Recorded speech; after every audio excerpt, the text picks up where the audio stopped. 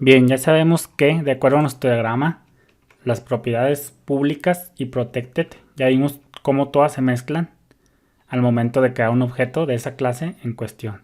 Entonces fíjate que vemos cómo los public y protected se comparten y se van a anular.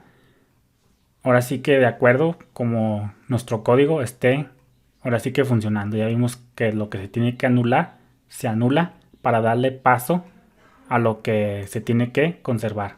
Entonces pues ya ahorita que ya sabemos todo eso, pues también sabemos que los miembros public y protected son los únicos que se heredan y por consecuencia se sobrescriben, como lo estamos viendo aquí. Por otro lado, los miembros privados, ahora sí que esos no se heredan, ni mucho menos se pueden sobreescribir, como ya lo vimos. Ya todo eso ya lo vimos bastantes tiempo ya en varios videos. Y pues fíjate que vamos a ver así algo un poquillo más avanzado, pero ya con todos estos conocimientos que ya te he dado de mezclar y de lo public y de lo protected, ya no debe de serte tan difícil. Sin embargo, pues hay que considerarlo porque pues ya estamos viendo lo que es el public y el protected, pero ahora nos falta ver lo que es cómo se comportan los miembros privados. Estos se comportan ahora sí que de una forma un tanto, por decirlo de una manera, especial. Y pues aquí vamos a desmitificarlos. Entonces ya es un poquillo avanzado, pero ya con todo lo que te he dado de base, pues ya lo deberías entender y ya no se te debe hacer tan difícil. Entonces fíjate que como sabemos, los miembros privados, llámese métodos y o propiedades, son visibles solo dentro de la clase que las define. Esto ya lo sabemos. Podemos pensar en ello como si estos miembros privados no existieran en las clases hijas. Ya vemos que como son miembros privados no se heredan, ni mucho menos se sobrescriben. Entonces no van a entrar en conflicto, no va a entrar en ambigüedad cuando tengamos miembros con los mismos, cuando tengamos propiedades o métodos con el mismo nombre, como lo estamos viendo aquí. Entonces vemos cómo no entran en conflicto. Entonces aquí vamos a ver algo bien avanzadillo, pero ya no debería de ser tanto. Y vamos a ver en este video, vamos a ver lo que sucede cuando una clase padre y una clase hija tienen una propiedad privada con el mismo nombre y tenemos sobreescritura de método. Entonces vamos a ver ese caso para que lo veamos mejor en práctica. Vamos a hacer también otra propiedad privada. La voy a separar de aquí para que lo entiendas mejor, para que te centres solamente en eso. Private, vamos a ponerle una privada. Y vamos a ponerle una privada en clase, mi clase. Como se llama mi clase donde estoy definiendo esta propiedad privada. Entonces fíjate que se llama mi clase. Vamos a crearnos otra igual, que se llame igual. Y aquí me la voy a separar para que no te confundas. Una privada y vamos a ponerle una privada en clase, hija. Clase, hija. Entonces, como te decía en este video, vamos a ver lo que sucede cuando una clase padre y una clase hija tienen una propiedad privada con el mismo nombre y hay sobreescritura de métodos. Fíjate que aquí vamos a hacer un método que se llame, aquí los voy a poner juntos, un método público, perdón, public, porque acuérdate que solamente los métodos public y protected se heredan y se sobrescriben por consecuencia. Vamos a hacer public function, un método. Y aquí vamos a hacer esto. Vamos a hacer un echo this, una privada. Y vamos a hacer un br.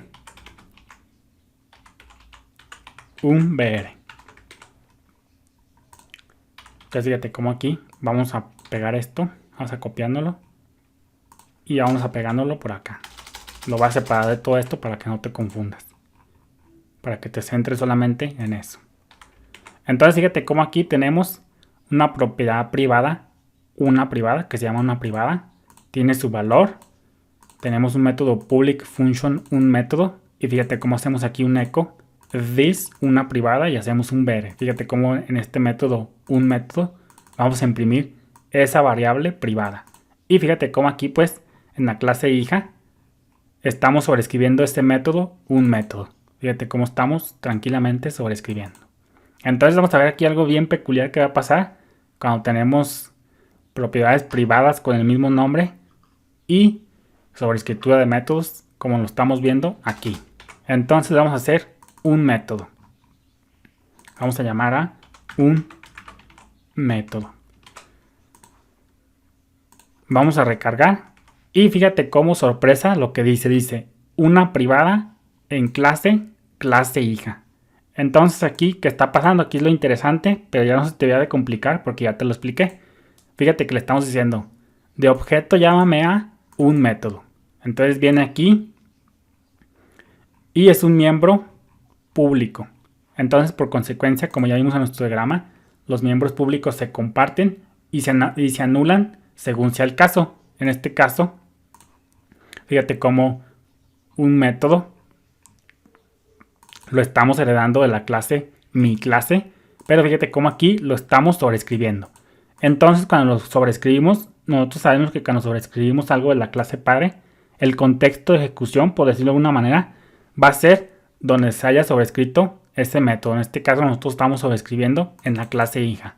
Entonces aquí el contexto de ejecución, el scope, el ámbito, donde como lo quieras llamar, el scope, el contexto de ejecución, es clase hija.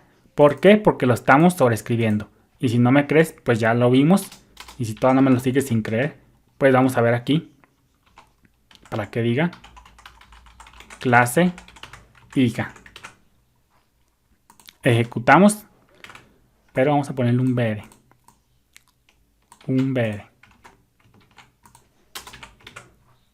Entonces fíjate cómo dice clase hija. Entonces fíjate cómo se nos está imprimiendo clase hija.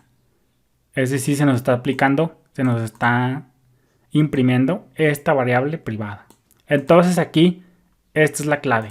Cuando tenemos propiedades con el mismo nombre, como lo estamos viendo aquí, en clase hija y en clase padre, se va a ejecutar o se va a llamar la propiedad o el miembro privado, ya sea que sea un método o una propiedad, se va a ejecutar o se va a llamar el miembro privado de acuerdo al contexto donde se esté ejecutando el método. Fíjate que aquí el contexto de ejecución, al estar sobreescribiendo, el contexto de ejecución es clase hija. Por consecuencia se va a llamar el miembro privado, lo que sea en cuestión, se va a llamar el miembro privado en el contexto donde se esté ejecutando. En este caso, estamos en el contexto clase hija. Por consecuencia, this una privada va a hacer referencia a la propiedad privada de esa clase en cuestión.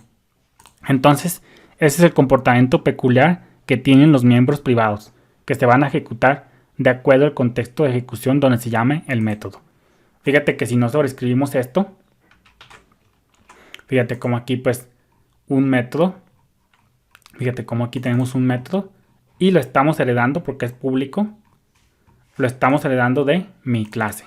Entonces aquí comentamos esto y no lo vamos a sobreescribir y vamos a ver lo que va a pasar. Pero antes vamos a ponerle aquí, vamos a hacer un eco que diga mi clase.